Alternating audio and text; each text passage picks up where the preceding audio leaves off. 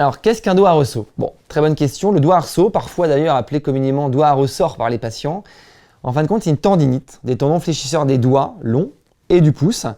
Et donc, il s'agit d'un conflit entre la taille de la gaine qui entoure les tendons fléchisseurs et qui les guide dans les mouvements du doigt, et le tendon fléchisseur lui-même, qui est donc trop gros ou la gaine trop épaisse, et ainsi provoque un conflit. Le doigt à ressaut peut survenir spontanément dans la plupart des cas.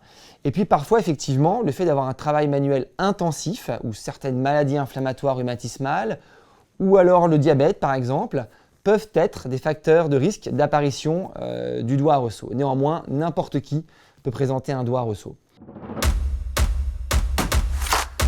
En fait, le frottement se met en place donc entre le tendon fléchisseur et sa gaine. Au début, on a mal. On peut avoir une sensation de blocage, de doigt un peu lent.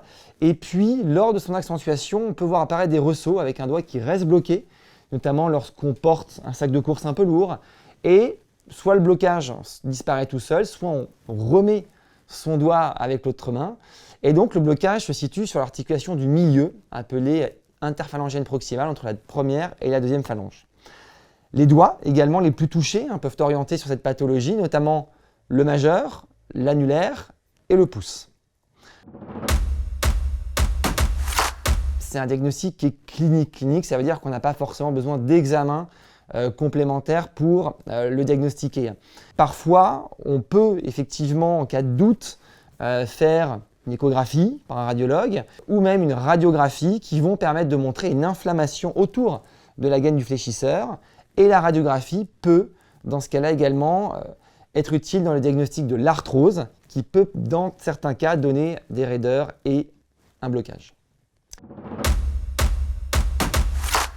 Et là, c'est assez simple parce que le traitement du doigt à ressaut en première intention, il doit être médical. C'est-à-dire qu'il faut désinflammer le tendon et la gaine pour retrouver un coulissement naturel. Et donc, vous avez plusieurs façons de le faire. Vous avez l'infiltration qui effectivement permet de désinflammer le tendon, qui peut être fait au cabinet du spécialiste ou par un radiologue sous échographie. Et parfois, effectivement, vous pouvez faire une attelle d'immobilisation nocturne qui permet la nuit de mettre au repos votre tendon. En cas d'échec, on évite de prolonger les infiltrations sous peine de parfois calcifier un peu les tissus. Et donc, on préconise une intervention chirurgicale qui consiste, avec une petite incision, à libérer, ouvrir la gaine du fléchisseur pour redonner de l'espace au tendon afin qu'il puisse coulisser.